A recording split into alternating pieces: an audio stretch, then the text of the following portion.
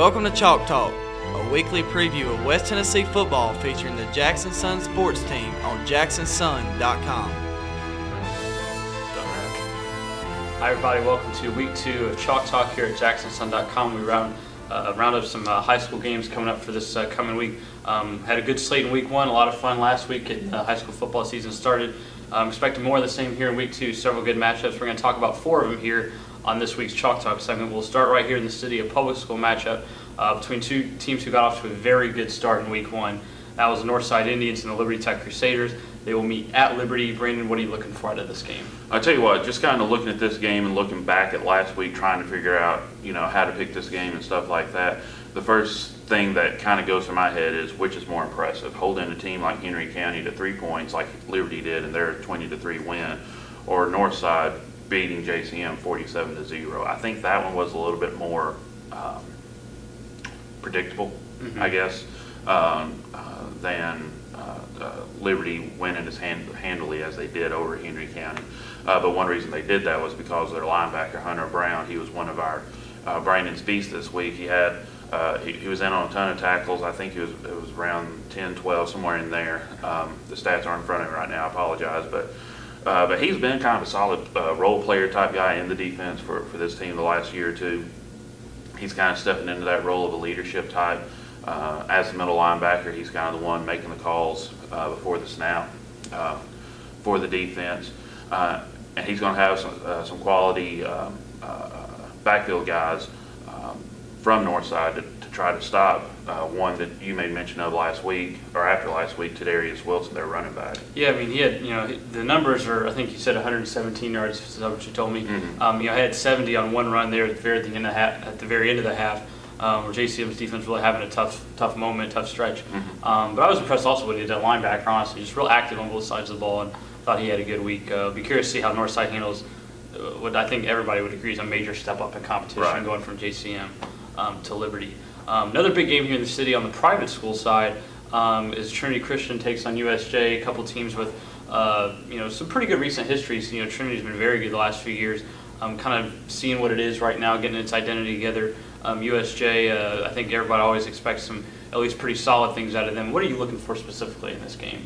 Well, as far as specific matchups, I like to trade the line, the play at the line. Specifically, USJ's offensive line, anchored by Trey Smith, the highly touted lineman who's already got probably about 15 offers or so, and is going to get more over the next year and a half until he signs. And then on the other side, on TCA, you got a defensive line that's anchored by a young man by the name of Chris Tucker, who's got one offer for FCS school right now. But Blake Butler, their head coach, who used to be the offensive line coach at ECS, where he's coached Barry Jones, who was a consensus All-American at Alabama, and the young man at Vanderbilt who is on the Remington watch list this year. He coached both of those guys. He says Chris Tucker is the strongest player he's ever coached. So that's pretty high praise for this young man.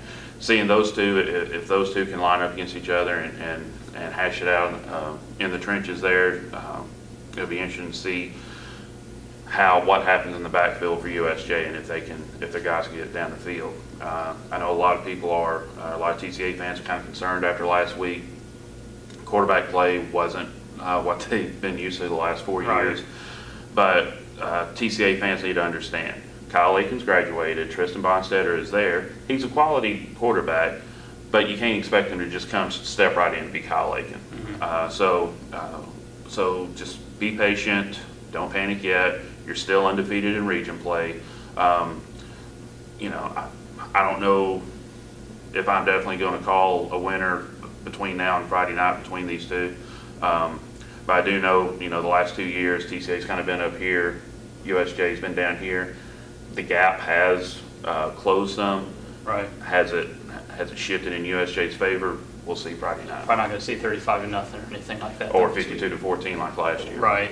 A couple good games there in the city, but we got some plenty outside of the city as well. One we want to talk to, another couple teams with some recent success, I guess, on the football field. That's Huntington and Camden. Huntington, one of the better small schools traditionally in this area. Camden's had some good runs as well. Tell us about the matchup you're looking forward to the most between those two. Well, first off, this is going to be Huntington's first game of the year. They've had a long off season after they kind of faltered toward the end of last season and got put out in the first round of the playoffs when they went into halftime of 21-7, I think. But they're coming in. All their backfield is back. I mean, they were a young team, so a lot of their key players are back, and a lot of key players that they weren't expecting to have as returning key players last year are back because of various injuries that they had last year in the senior class. Having said that, they still haven't played their first game, so Camden coming off a loss to Waverly, there's the question there of, will Camden have somewhat of an advantage because they've got that game experience? There could be something said to that, because if you think back, when was the last time Union City lost a game?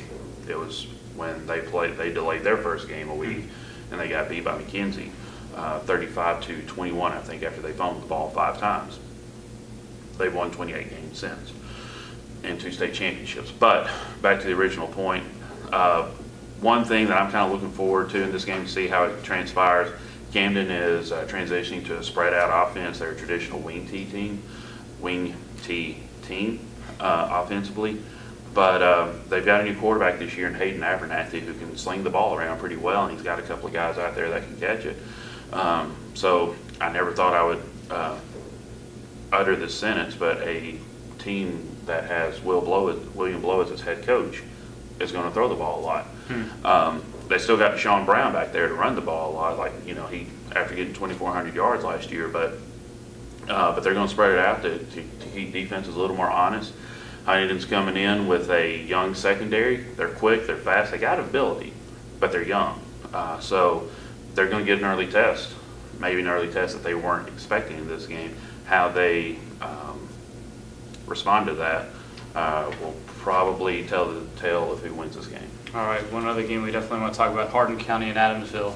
A little bit of a size discrepancy in these schools as far as just the school population, but fairly close to one another. I think a game that on the southern end of our area is going to be pretty highly anticipated. You know, Hardin County has shown some good things. Adamsville obviously has been very strong the last couple of years, trying to replace some big name guys. What do you expect out of this one?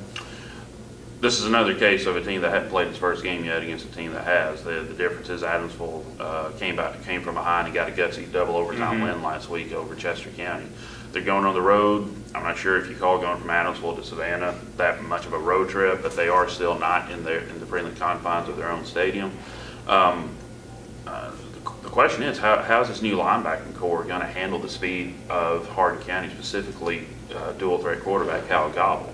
Last year they were able to handle, I covered this matchup last year. It was a great game. Adamsville won 21-19, but they had Jacob Dingler back there making the calls at the middle linebacker spot, and he took out Gobble a couple of times pretty hard and did a good job of making sure everybody was where they needed to be to make their stops before each snap.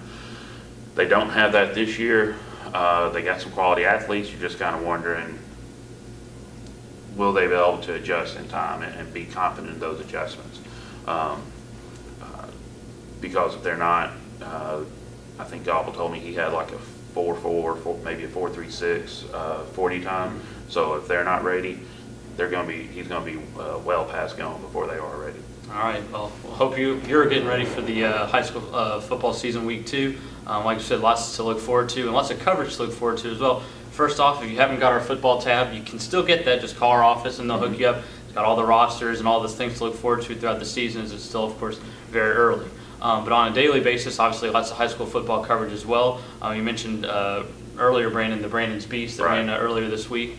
So you can check out, see who some of the early linemen and defensive standouts were in week 1. But also plenty to look forward to the upcoming week. We got feature stories and game previews throughout the week, each week through the high school football season. Also on Friday, that's a big section to get with our Blitz page, where we have a little preview capsule of all the games involving teams in the Jackson Suns coverage area. And that's a lot of games most of the time, so there's definitely some things to look forward to. Yeah, it's usually between 18 and 24 games, and now that we've got actual games played, there will be stat leaders from teams that have submitted stats in there included as well. So you want to check out that. As far as game assignments, you will be at... I'll be at USJ. Okay. You will be at Liberty. Liberty, And Kenneth, our photographer back here behind the camera, he'll be somewhere between the two, I'm guessing. All right, so if you want to follow him for updates, JS Editor Brandon on Twitter. I'm JS Writer Craig. Michael Williams, JS Writer Michael. Did you get promoted? Not yet. Not yet. But definitely follow us on Twitter, on Facebook at Jackson Sun Sports. We'll have updates, and then in the Saturday paper, Friday night on JacksonSun.com, recaps, photo galleries, video, lots of stuff to recap the second week of the season. We hope you enjoy it. We'll see you out there. Have a great week. See you.